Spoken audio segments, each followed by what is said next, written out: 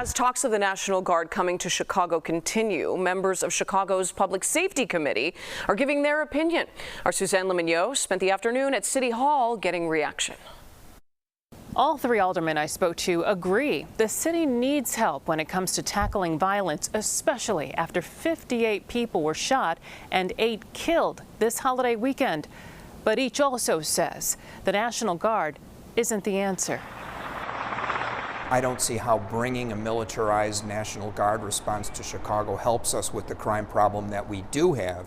Alderman Brian Hopkins is the alderman of the 2nd Ward and the chairman of the Committee on Public Safety. Hopkins says the possibility of the National Guard in the city brings with it the potential for counter-demonstrators, protesters, and armed confrontations, like what's been seen in Los Angeles.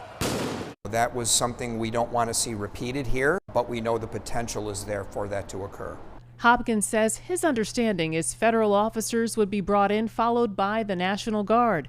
He says if in place, the National Guard would be a visual deterrent, but says that's not the answer. If we have tanks on the streets of Michigan Avenue, but I don't think really that's the image we want to project. I've seen the pictures of Washington, D.C. right now.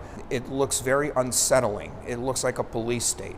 38th Ward Alderman Nicholas Spizzato says having the National Guard in neighborhoods they are unfamiliar with would not only be putting members in harm's way, but could potentially be a recipe for disaster. We need help. I just think the National Guard is the wrong idea. I'm very worried because a lot of these kids are 18, 19-year-old kids, not from Chicagoland, and they're going to be in a strange area.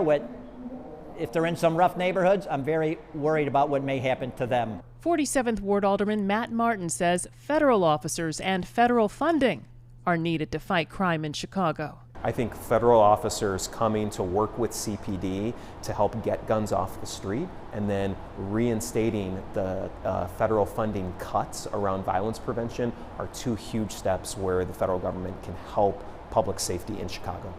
Meantime, when it comes to time frame, Alderman Hopkins says he's not aware of when federal officers and the National Guard would be in place in Chicago, but foresees a slow escalation of the process with the staging area at the Great Lakes Naval Base.